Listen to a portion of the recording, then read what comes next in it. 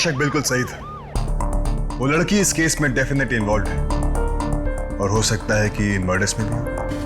Sir, लेकिन वो कितनी डरी और सहमी हुई सी लग रही थी। सही कह रहे हो मयंक, लेकिन ये जरूरी नहीं कि जो देखे वही सच हो। कई बार सच को खोज के निकालना पड़ता है। सर, आदित्य और आनंद दोनों पूरनगंज गए, शायद वहां से कोई लीड मिल जाए।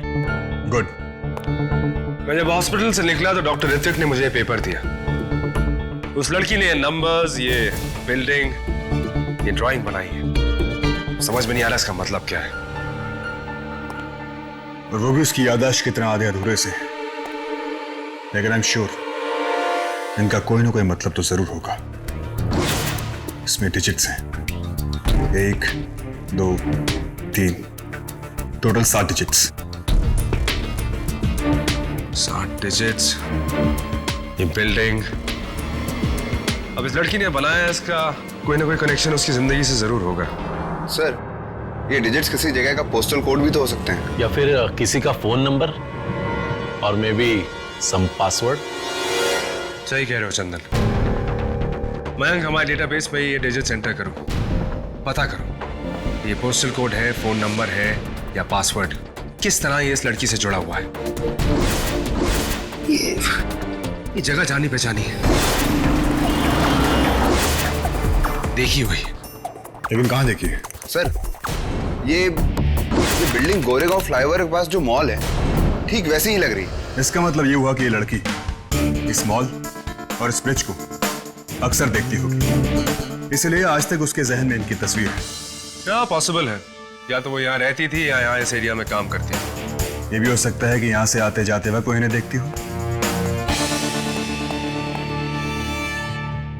गौतम, इस मैप के हिसाब से ये फैक्ट्री है, ये मॉल, ये ब्रिज और ये हाईवे जहाँ पे अक्सर ट्रैफिक जैम रहता है। लड़की का पॉइंट ऑफ व्यू यहाँ से, हमें इस रोड पे जाके पता करना होगा कि इस मॉल की एग्जैक्ट लोकेशन क्या है।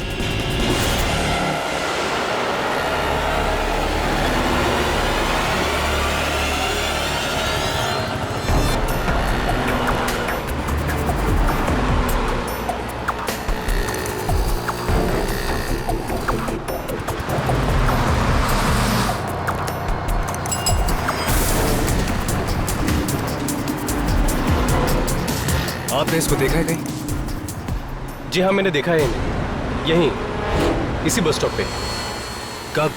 कुछ 1 महीना हो गया है। 1 महीने पहले? और आपको अब तक इनका चेहरा याद है? जी हाँ, क्योंकि इनका बैग गिर गया था और मैंने उठा कर दिया था, शायद इसीलिए। आपने कुछ और नोटिस किया था इनके बारे में? जैसे ये कौन सी बस पे चढ़ती थी? ये तो मैं नहीं बता सकता। उस दिन मैं बहुत जल्दी में था और मेरी बस इनसे पहले आ गई थी। टाइम क्या हुआ था? कुछ 9 के आसपास बजे थे। मैं यूजुअली तो 8 बजे निकल जाता हूँ, बट उस दिन मैं कुछ लेट हो गया था। सर, 9 बजे तक रुकते हैं। हाँ मयंक, मुझे लगता है कि 9 बजे की बस पे इसलिए चढ़ती थी क्योंकि यहीं से हमेशा बस लेती थी ऑफिस के लिए। यहाँ पे कोई ना कोई और जरूर होगा जो इसको जानता होगा। थोड़ी मालूमात और करते हैं। Sir, thank you. Okay Mayank, ये फ्लाईओवर और ये मॉल बिल्कुल उसी तरह है जिस तरह उस लड़की ने फोटोग्राफ से बनाया था।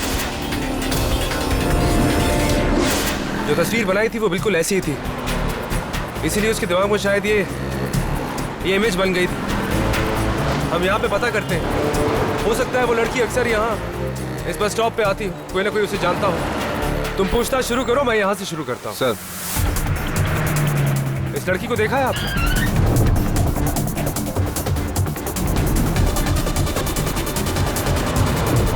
इन्हें जानती हैं आप? जी हाँ, मैं जानती हूँ इसे। क्या जानती हैं आप इसके बारे में? ये मुझे रोज इसी स्टॉप पर मिलती थी, रोज इसी समय। लेकिन पिछले 2 महीने से ये मुझे दिखाई नहीं दी। क्या आप इनका नाम जानती हैं? ऑफ कोर्स, ये नम्रता है। नम्रता? सर, एटलीस्ट नाम तो पता चला। नम्रता कहाँ जाती थी? कौन सी बस पकड़ती थी? सर, ये 233। हम दोनों रोज इसी बस में जाते थे। लेकिन ये कौन से स्टॉप पर उतरती थी ये मुझे नहीं पता, क्योंकि मेरा स्टॉप इससे पहले आता था। आप ये बता सकती हैं कि ये काम कहाँ करती थी? ये तो कभी पूछा नहीं, लेकिन हाँ, वो नर्स थी। नर्स थी? जी। ये कौन से स्टॉप पे उतरती थी, आपको मालूम है? नहीं, मुझे नहीं पता। मेरा स्टॉप शास्त्री नगर। शास्त्री नगर। और इस बस में जिसमें आप लोग ट्रैवल करते थे, इसका आखिरी स्टॉप कौन सा है? मोतीलाल नगर। मोती नगर। शास्त्री नगर और मोती नगर के बीच में कोई हॉस्पिटल है? सर सिटी स्क्वायर हॉस्पिटल है, मोती नगर के पास में ही। City square hospital. हो सकता है ये वहीं पे नर्स हो, वहां चल के देखते हैं। Sir thank you ma'am. चलो। रिसेप्शन से पता चला है कि डॉक्टर अमित इस हॉस्पिटल के सबसे सीनियर डॉक्टर है। किसमें सुनिए, ये डॉक्टर अमित कहाँ मिलेंगे? जी वो रहे। Thank you. बीपी नॉर्मल है? Yes sir. ओके, 1 घंटे बाद फिर से चेक करना और दोपहर के खाने के बाद प्रिस्क्रिप्शन वाली 2 टैबलेट्स। Okay sir. या? डॉक्टर अमित, या? मैं इंस्पेक्टर गौतम, इंस्पेक्टर अभिज्ञान। हेलो। हेलो। हमें आपसे नम्रता के बारे में कुछ पूछताछ करनी है। नम्रता? कौन नम्रता? ये है नम्रता, पहचाना आपने? क्या ये आपके हॉस्पिटल में काम करती थी? ओ या नम्रता, राइट। ये नर्स थी यहाँ पर। तकरीबन 2 महीने पहले उन्होंने यहाँ से नौकरी छोड़ी थी। और कब से काम कर रही थी यहाँ पर? यहाँ पे सिर्फ इन्होंने 1 महीने नौकरी की। इनकी नौकरी छोड़ने की कोई खास वजह? कुछ पर्सनल प्रॉब्लम बता रही थी। इनफैक्ट इनके रेजिग्नेशन से मैं भी काफी सरप्राइज था। इतनी अच्छी क्वालिफिकेशन वाली नर्सेस इतनी आसानी से नहीं मिलती। शी वॉज टू गुड, अपने काम को बहुत अच्छी तरह से समझती थी वो। और इनकी क्वालिफिकेशन क्या थी? इन्होंने अपनी पढ़ाई ऑस्ट्रेलिया में की थी। तकरीबन 6 महीने पहले इंडिया आई थी। क्या आप हमें नम्रता का एड्रेस दे सकते हैं? ऑफिस में सबके रिकॉर्ड्स होते हैं, आपको वहां से मिल जाएगा। थैंक यू डॉक्टर, लेकिन हमें कोई और इन्फॉर्मेशन अगर चाहिए होगी तो हम आपको कांटेक्ट जरूर करेंगे। श्योर। Thank you. 1 ही महीने में नम्रता ने नौकरी क्यों छोड़ दी? क्या वजह होगी? नम्रता को नौकरी छोड़े 2 महीने हो गए। वो इन 2 महीनों में कर क्या रही होगी? शायद कुछ ऐसा जो उसे नहीं करना चाहिए था।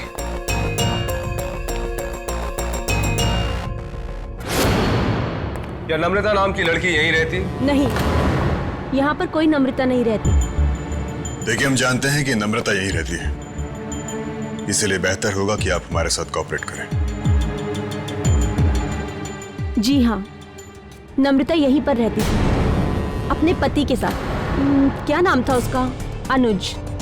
अनुज के साथ। लेकिन पिछले महीने मैंने उन दोनों को यहाँ से निकाल दिया। क्यों? नाक में दम कर रखा था उन दोनों ने।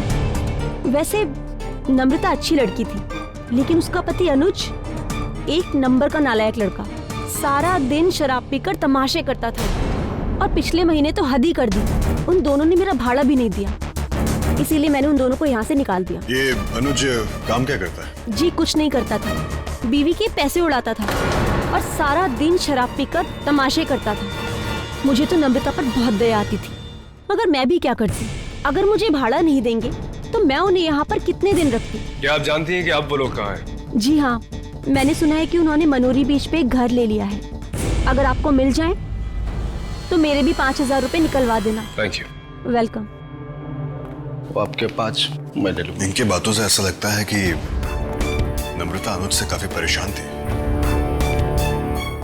अनुज की हरकतों का भुगतान नम्रता को देना पड़ा है, मुझे लगता है।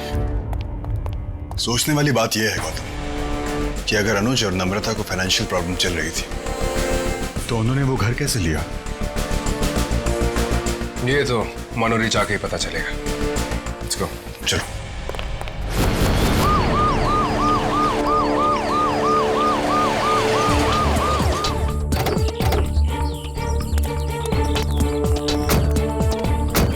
सब यही घर है जहाँ नम्रता रहती है। चलो।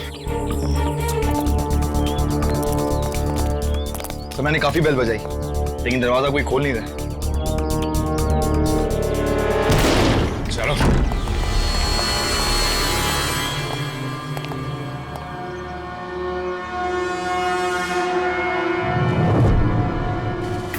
जाओ देखो ऊपर क्या हालत है। सर।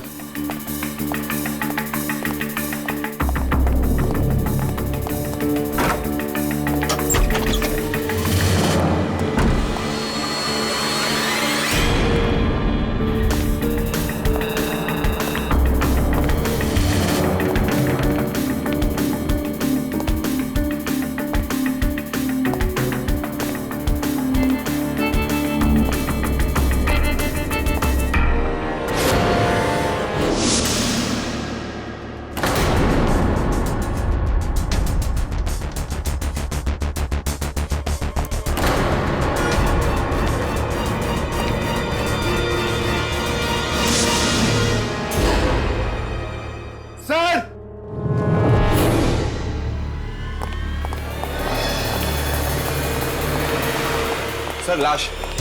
बस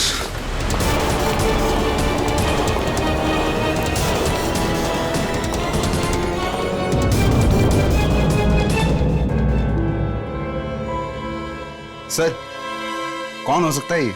देखो कोई आईडी है?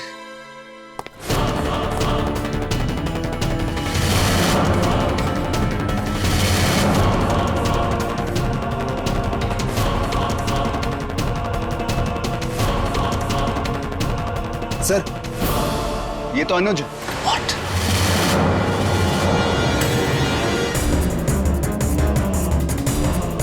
नम्रता का हस्बैंड विकास, कमरे का कोना कोना चेक कर, यहां जरूर कुछ ना कुछ मिलेगा।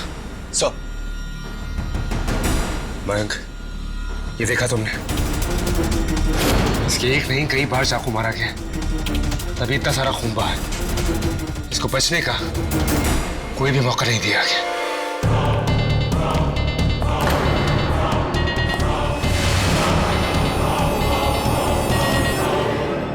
सर ये देखिए,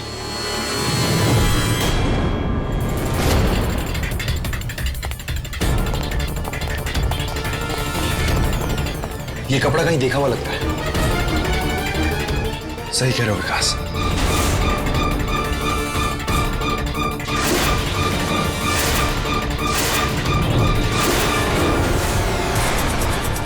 ये तो वही कपड़ा है जो नम्रता ने जंगल में पहना था। हाँ ये वही है।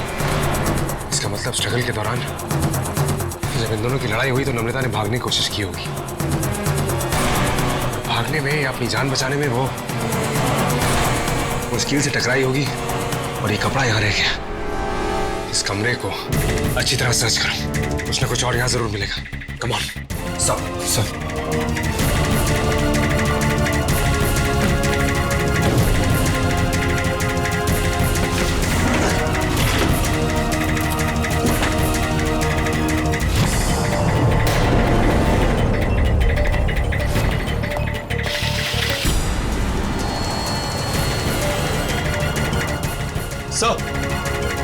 मयंक, ये देखिए, ये खून से लथपथ चाकू मिला है। सर मुझे नहीं लगता कि नम्रता पर हमला हुआ। सर याद है उसकी मकान मालकिन ने बताया था कि अनुज बहुत शराब पीता था, नम्रता के कमाए हुए पैसों पर अय्याशी करता था। सर हो सकता है कि इसी बात को लेकर उन दोनों के बीच में लड़ाई हुई हो और नम्रता ने अनुज के ऊपर हमला किया हो। यही हुआ होगा। नम्रता ने अनुज का खून किया होगा और जंगल की तरफ भागी होगी और रास्ते में रेलवे ट्रैक से वो रॉड उठा लिया होगा ताकि अगर कोई और उसका पीछा करे तो उसे भी मार दे। नहीं विकास, ये बात मेरी समझ में नहीं आ रही। नम्रता एक पढ़ी लिखी लड़की थी, एक बुरी आदत की वजह से वो अपने हस्बैंड को मार देगी? नहीं, वो उसको डिवोर्स दे सकती थी, उसको छोड़ सकती थी। सर वेयर हाउस में जो बॉडीज मिली थी नम्रता वहां पे भी गई। दो कोइंसिडेंस।